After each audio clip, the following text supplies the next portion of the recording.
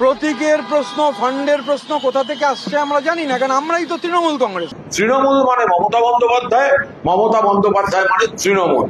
4 দিন আগে সিপিএম করা মাল লাত খেয়ে তারপরে তৃণমূলের পায়ে ধরে এখানে এসে জায়গা দেয়া, আমি বাড়ির মালিক। তৃণমূল কংগ্রেসের প্রতীক দলের হ্রাস এবং আক্ষরিক অর্থে আসল তৃণমূল কারা তা নিয়ে তৈরি হওয়া আইনি ও রাজনৈতিক জটিলতা নিরসনে এবার সরাসরি ময়দানে নামল ভারতের নির্বাচন কমিশন। নিজেদের আসল তৃণমূল বলে দাবি করে মমতা বন্দ্যোপাধ্যায়ের হাত থেকে দলের নিয়ন্ত্রণ দখলে মরিয়া ঋতব্রত বন্দ্যোপাধ্যায়রা বৃহস্পতিবার তারা পৌঁছে গিয়েছিলেন দিল্লিতে জাতীয় নির্বাচন কমিশনের দরবারে। প্রতীকের প্রশ্ন, ফান্ডের প্রশ্ন কোথা থেকে আসছে আমরা জানি না, কারণ আমরাই তো তৃণমূল কংগ্রেস। তো তৃণমূল কংগ্রেসের প্রতিনিধিরা, তৃণমূল কংগ্রেসের all India chairperson Shri Arup রায়ের নেতৃত্বে আমরা 10 জন সব মিলিয়ে, আমাদের এনডব্লিউসির মেম্বাররা, এমএলএরা, প্রাক্তন মন্ত্রী শ্রী স্নেহাশিস চক্রবর্তী সহ আমরা আজকে এখানে ইলেকশন কমিশনের ফুল বেঞ্চকে মিট করেছি। मेजॉरिटी 2/3 से भी ज्यादा majority MLAs are with us, corporators are with us, municipality का जो काउंसिलर्स है हम लोगों के साथ है, जिला परिषद का मेंबर, जिला परिषद का अध्यक्ष, ये लोग हमारे साथ है। तो मांग का कोई सवाल नहीं है, यही प्रोसेस है। ঋতব্রতদের এই পদক্ষেপে চুপ থাকেনি কালীঘাট শিবিরও। মমতাপন্থীদের অভিযোগ, কেন্দ্রীয় স্বরাষ্ট্রমন্ত্রী অমিত শাহ নির্বাচন কমিশনকে পরিচালনা করছেন। তাদের প্রশ্ন, তৃণমূল ঋতব্রতদের প্রতিনিধি হিসাবে মনোনীত না করা সত্ত্বেও জ্ঞানেশ কুমার কিভাবে তাদের সময় দিলেন। বিজেপি ঋতব্রতদের পরিচালনা করছে বলে দাবি মমতার তৃণমূলের। আমরা তো মমতা ব্যানার্জি যে তৃণমূলের চেয়ারম্যান, তারা তো কোনো মিটিং চাইনি। তাহলে এই ভেঙে যাওয়া বিক্ষুব্ধ এমএলএরা কি করে সাক্ষাতের সময় পেল? জ্ঞানেশ কুমারের বিরুদ্ধে আমরা তো এর আগে পার্লামেন্টের অনেক মেম্বারের সই করে জমা দিয়েছি ওর ইমপিচমেন্টের জন্য। এখনো স্পিকার সেই ব্যাপারে কোনো সিদ্ধান্ত নেয়নি। অমিত শাহই নির্বাচন কমিশন চালান, ওই ওর প্রিয়পাত্র জ্ঞানেশ কুমারের মাধ্যমে। অমিত শাহর কথাতেই এই মিটিংটা বেআইনিভাবে করা। দেশে নির্বাচনী পদ্ধতি পুরোপুরি জ্ঞানেশ কুমার চালাচ্ছেন।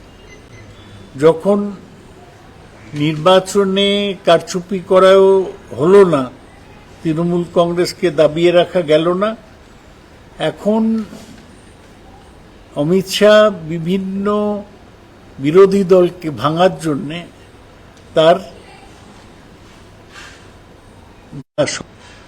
অনেক, এরা রাম মন্দিরের টাকাও ওরা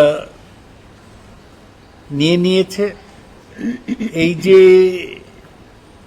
টাকাগুলো নেওয়া হচ্ছে রাম মন্দির থেকে, সেই টাকাতেই বিভিন্ন দল ভাঙা চলছে। ये मांग है, ये एक के अधिकृत प्रतिनिधि पार्टी के अधिकृत चुनाव आयोग को चिट्ठी दे सकते हैं कि फुल के साथ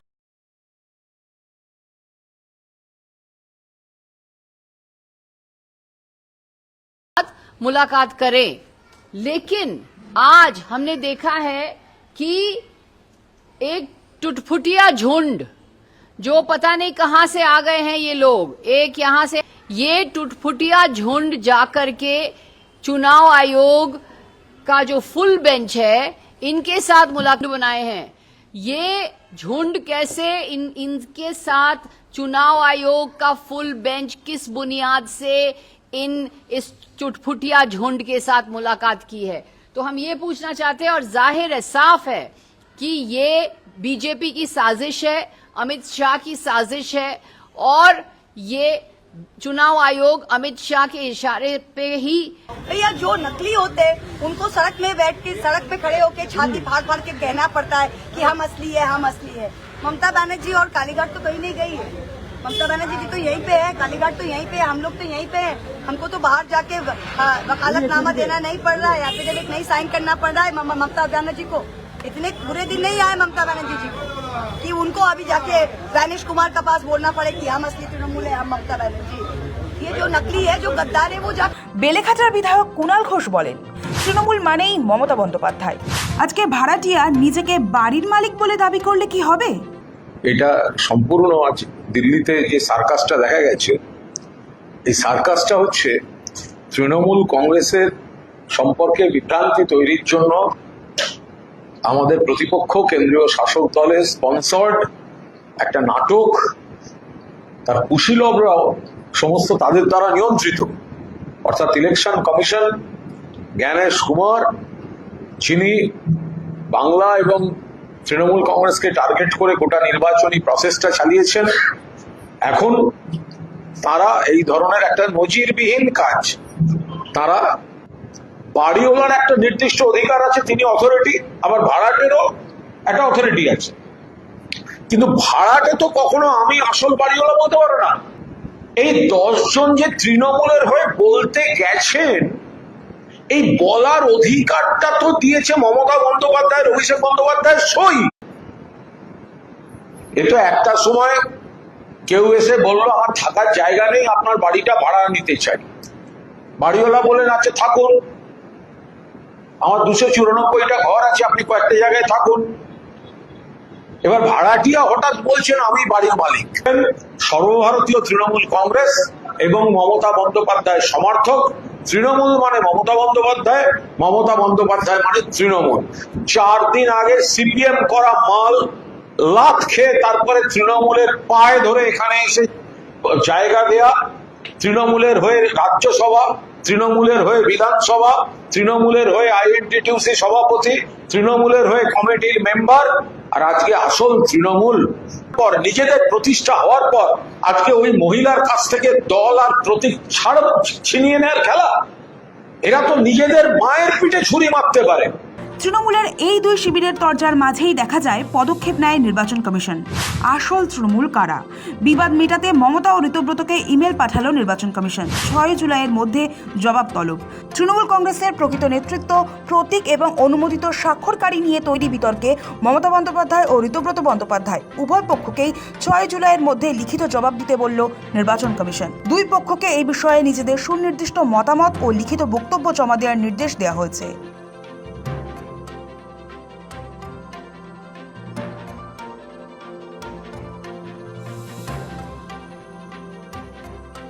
সাংগঠনিক নির্বাচন ও স্বাক্ষরকারী নিয়ে সংঘাত। 26-এর বিধানসভা নির্বাচনে ফল প্রকাশের পরেই তৃণমূল শিবিরে ভাঙনের সূত্রপাত। বিরোধী দল হিসেবে আত্মপ্রকাশ করলেও বিরোধী দলনেতা নিয়ে শুরু হয় টানাপোড়েন। কালীঘাট তৃণমূলের তরফে শোভনদেব চট্টোপাধ্যায়ের নাম বিরোধী দলনেতা হিসেবে প্রস্তাব করা হলেও দলের একাংশ বেঁকে বসে, দানা বাঁধে সই বিতর্ক। পরবর্তীতে স্পিকারকে পাল্টা চিঠি দিয়ে সংখ্যাগরিষ্ঠতার ভিত্তিতে ঋতব্রত বন্দ্যোপাধ্যায়কে বিরোধী দলনেতা করা হয়।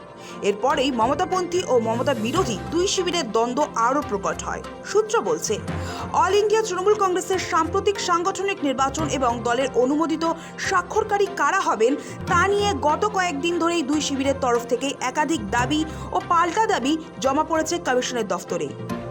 একদিকে দিল্লির নির্বাচন সদনে গিয়ে বৃহস্পতিবারই ঋতব্রত বন্দ্যোপাধ্যায়ের নেতৃত্বাধীন প্রতিনিধি দল নিজেদের 2/3 সংখ্যাগরিষ্ঠতার নথি জমা দিয়ে নতুন কমিটি গঠন করার কথা জানিয়েছে। অন্যদিকে মমতা বন্দ্যোপাধ্যায়ের নেতৃত্বাধীন শিবিরও দলের এই গোষ্ঠীর দাবিকে চ্যালেঞ্জ করেছে। এই পরিস্থিতিতে দলকার সেই আইনি ও প্রযুক্তিগত লড়াইয়ের প্রথম ধাপে দুপক্ষকেই নোটিশ পাঠালো কমিশন। ইমেলে স্পষ্ট করা হয়েছে, দলের সাংগঠনিক হ্রাস এবং প্রশাসনিক বা আর্থিক লেনদেনের ক্ষেত্রে অনুমোদিত স্বাক্ষরকারীর অধিকার কার পক্ষে থাকবে তা নির্ধারণ করতেই এই মতামত চাওয়া হয়েছে।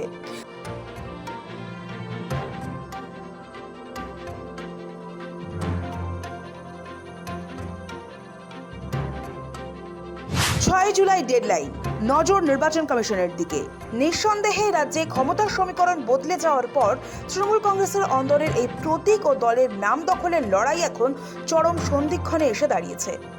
নির্বাচন কমিশন স্পষ্ট জানিয়ে দিয়েছে, আগামী 6 জুলাই বিকেল 5:30টার নির্দিষ্ট সময়সীমার মধ্যে দুই পক্ষকে তাদের সপক্ষে যুক্তি পেশ করতে হবে। দুই পক্ষের লিখিত বয়ান ও পাল্টা বয়ান খতিয়ে দেখার পরেই আসল তৃণমূল বেছে নেবে নির্বাচন কমিশন। ব্যুরো রিপোর্ট, সময় কলকাতা।